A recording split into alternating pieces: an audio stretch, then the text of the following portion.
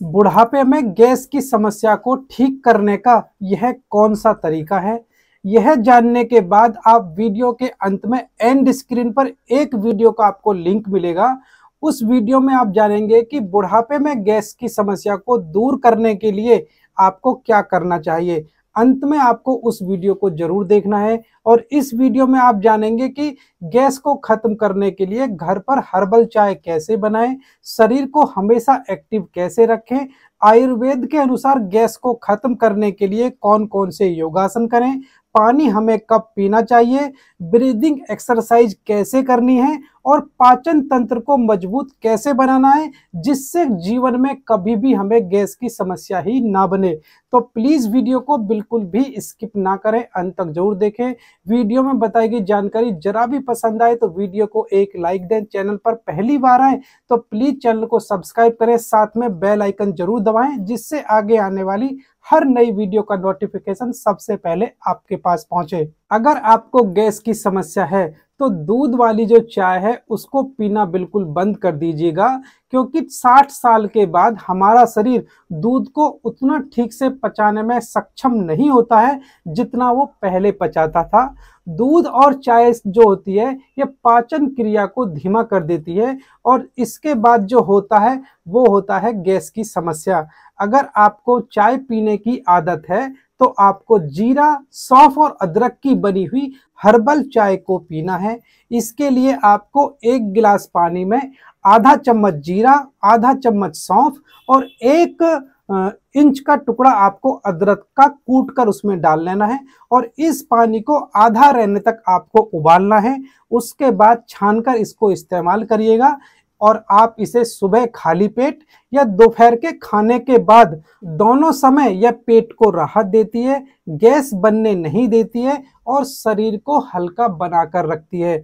अब जरा रुककर थोड़ी बात को समझिएगा कि जो चीजें मैंने आपको बताई हैं वो ना कोई महंगी हैं, मार्केट में बहुत ज्यादा सस्ती हैं। असल में जो इसका इलाज है वो हमारी परंपरा के अनुसार हमारे घर के अंदर ही छुपा हुआ है।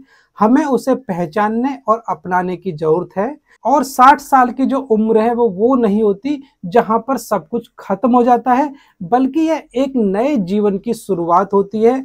ऐसा जीवन जिसमें आपके पास बहुत सारा अनुभव मौजूद है। जब आपका शरीर साथ नहीं देता है तो मन भी आपका साथ नहीं देता है, मन भी थक जाता है। इसलिए इस बार आपको शरीर का साथ देना है। जो गैस की समस्या को ऐसे समझिए जैसे कि पुराने रिश्ते में कोई गलतफहमी हो गई है और उसे दूर करना कोई मुश्किल नहीं है, बल्कि थोड़ा ध्यान देने की जरूरत है, थोड़ा समय देने की जरूरत है। और शरीर में जो थोड़ा हमको सक्रिय बनाए रखना बेहद जरूरी है। चाहे जितनी भी दवाइयां हम ले लें, अगर आप खाना खाकर सीधा लेट जाने की आपकी आदत बन चुकी है तो गैस की समस्या आपका कभी भी पीछा नहीं छोड़ेगी।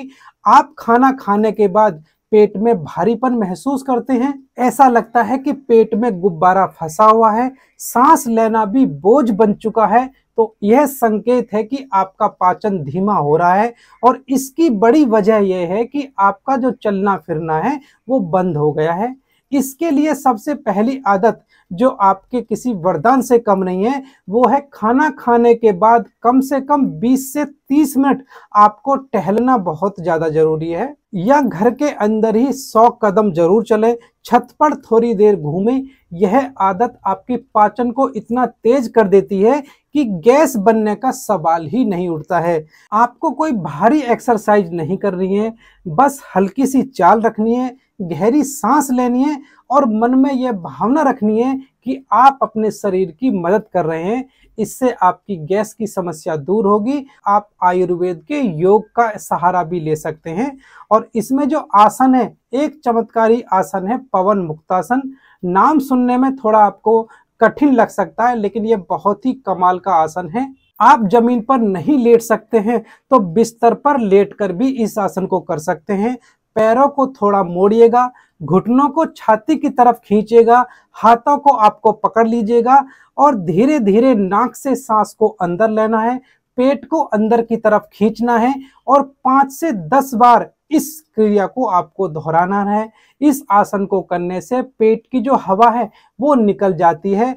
अगर आप सुबह या रात को सोने से पहले इसे करेंगे तो 1 हफ्ते के अंदर ही आपको बेहतरीन फर्क महसूस होगा। ना ही आपके पेट में गुड़गुड़ होगी और ना ही आपके सीने में जलन होगी, बस हल्कापन और सीने में राहत महसूस होगी। अब नेक्स्ट है आपका अनुलोम विलोम। इसमें पेट की गैस और अपच को जड़ से खत्म करने का यह काम करता है। बस आपको अपनी नाक का एक नथुना बंद करना है और दूसरी नाक से आपको मतलब धीरे से सांस को खींचना है। केवल 5 से 10 मिनट आपको इसको करना है। इससे नाड़ियों की सफाई होती है और पाचन तंत्र भी आपका शांत और सक्रिय रहता है, क्योंकि हमारी आंतें, हमारा पेट, सब कुछ हमारी सांसों से जुड़ा होता है। जब हम गहराई से सांस लेते हैं तो हमारे शरीर का हर हिस्सा जागता है। जब हमारी सांसें छोटी होती हैं तो हमारा पाचन धीमा हो जाता है। अब हम बात करें कि खाना खाने के साथ पानी आपको इस्तेमाल कैसे करना है।